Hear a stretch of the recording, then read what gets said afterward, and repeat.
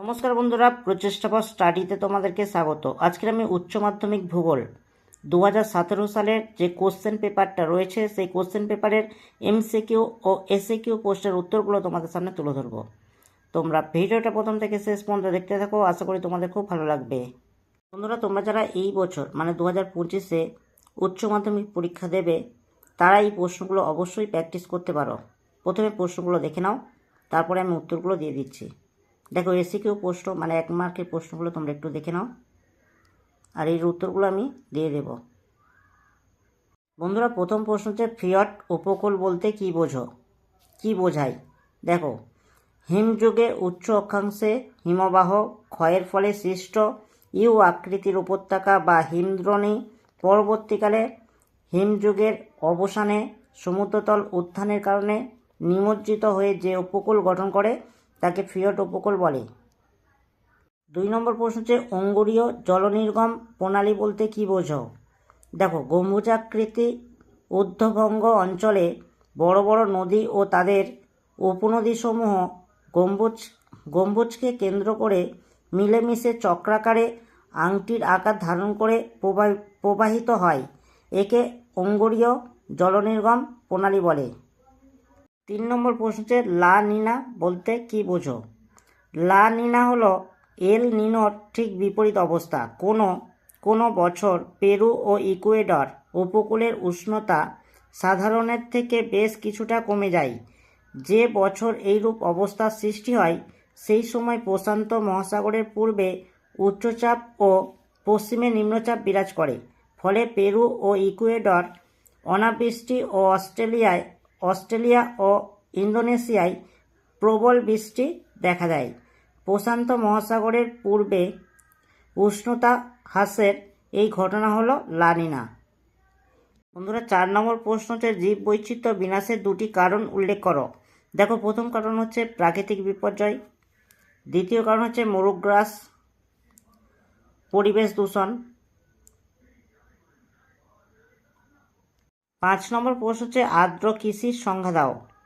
পৃথিবীর যে সকল অঞ্চলে বৃষ্টিপাতের পরিমাণ খুব বেশি এবং জলসেচের সুযোগ কম সেখানে বৃষ্টি নির্ভর যে কৃষি ব্যবস্থা গড়ে উঠেছে তাকে আর্দ্র কৃষি বলে। ভারতের কোন রাজ্য কফি উৎপাদনে প্রথম স্থান অধিকার করে? কর্ণাটক রাজ্য। 6 নম্বর প্রশ্ন হচ্ছে কুইনারি স্তরের অন্তর্ভুক্ত কার্যাবলীর নাম করো। সর্বোচ্চ নীতি নির্ধারণকারী সরকারি ব্যক্তিবর্গ, কর্পোরেট জগতের নীতি গ্রহণকারী ব্যক্তিবর্গ, গবেষণা সংস্থার সাথে যুক্ত মানুষ, কোম্পানির গবেষণা ও উন্নয়নের সাথে যুক্ত ব্যক্তিবর্গ, উন্নত প্রযুক্তিভিত্তিক চিকিৎসা উপদেষ্টা প্রভৃতি ব্যক্তিবর্গের কাজ কুইনারি কাজের অন্তর্ভুক্ত।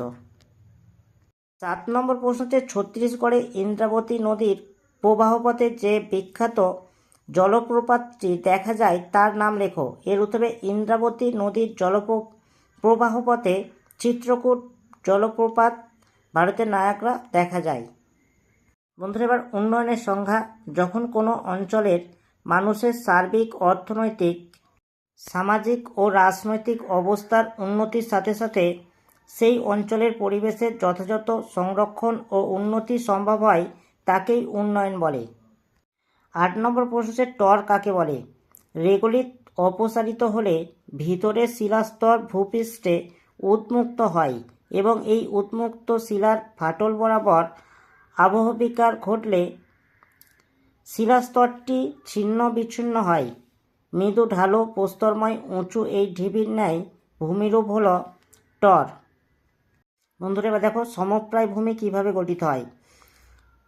ডেভিসের ক্ষয়চক্র মতবাদ অনুযায়ী ক্ষয়চক্রের অন্তিম পর্যায়ে সমগ্র ভূমি ক্ষয়কার্যের মাধ্যমে অবশিষ্ট পাহাড় আকীর্ণ, তরঙ্গায়িত ও বিস্তীর্ণ মৃদুঢালু সমভূমিতে পরিণত হয়। নদী গঠিত অঞ্চলে এই সমভূমিকে ডেভিস সমপ্রায় ভূমি বা পেনিপ্লেন এবং মরু ও মরুপ্রায় অঞ্চলে একে মরু সমপ্রায় ভূমি নামে অভিহিত করেন। পেডিমেন্ট কিভাবে গঠিত হয়?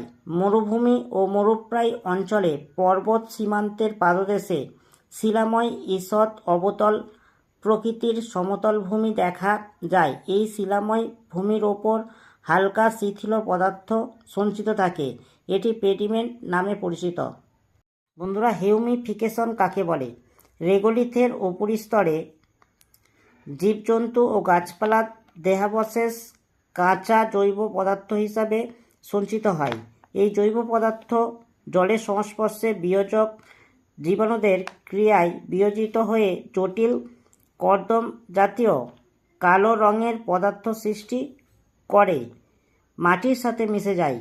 এটি হলো হিউমাস, এবং হিউমাস গঠনকারী প্রক্রিয়া হলো হিউমিফিকেশন।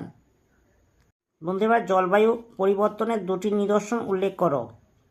প্রথম পয়েন্ট হচ্ছে হিমবাহ কবলিত অঞ্চলের থেকে গৃহীত প্রমাণ, আর 2 নম্বর হচ্ছে জীবাশ্মের প্রমাণ। হড়পা বান বলতে কি বোঝো?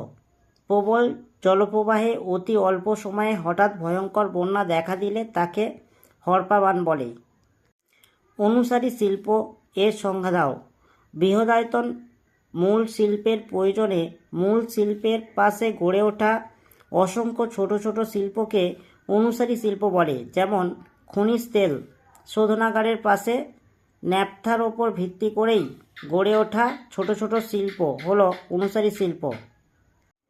কোন শহরকে দক্ষিণ ভারতের ম্যানচেস্টার বলা হয়? এর উত্তরে তামিলনাড়ুর কোয়েম্বাটোর শহরকে। নেক্সট হচ্ছে মানুষ জমি অনুপাত সংজ্ঞা। দেখো, মোট জনসংখ্যার সাথে কার্যকর জমির অনুপাত হলো মানুষ জমি অনুপাত, অর্থাৎ কোনো একটি অঞ্চলের মোট জনসংখ্যাকে ওই অঞ্চলের মোট কার্যকারী জমির ক্ষেত্রমান দিয়ে ভাগ করলে যে সংখ্যাটি পাওয়া যায় তাকে মানুষ জমি অনুপাত বলে। অর্থাৎ মানুষ জমি অনুপাত সমান সমান মোট জনসংখ্যা মোট কার্যকর জমির ক্ষেত্রফল। বন্ধুরা, লাস্ট প্রশ্ন হচ্ছে পৌরপুঞ্জ এর সংজ্ঞা দাও। প্রশাসনিক দৃষ্টিকোণ থেকে দুটি বা তার অধিক পৃথক নগরের একত্র অবস্থান একটি অঞ্চল হিসাবে গণ্য হলে তাকে পৌরপুঞ্জ বলে। বন্ধুরা, আজকে আমি 2017 সালের এসিকিউ সমস্ত প্রশ্নের উত্তরগুলো তোমাদের সামনে তুলে ধরলাম। নেক্সট পার্টে তোমরা কোন সালের প্রশ্ন দেখতে চাইছো সেটা আমাকে জানাবে, আমি তোমাদের সামনে সেই প্রশ্নের উত্তরগুলো তুলে ধরবো। বন্ধুরা, উত্তরগুলো যদি ভালো লাগে একটা লাইক করো, চ্যানেলের নতুন চ্যানেলকে সাবস্ক্রাইব করবে, কমেন্টে জানাবে উত্তরগুলো কেমন হয়েছে, আর ভিডিওটা বন্ধুদের মধ্যে একটু শেয়ার করে দিও।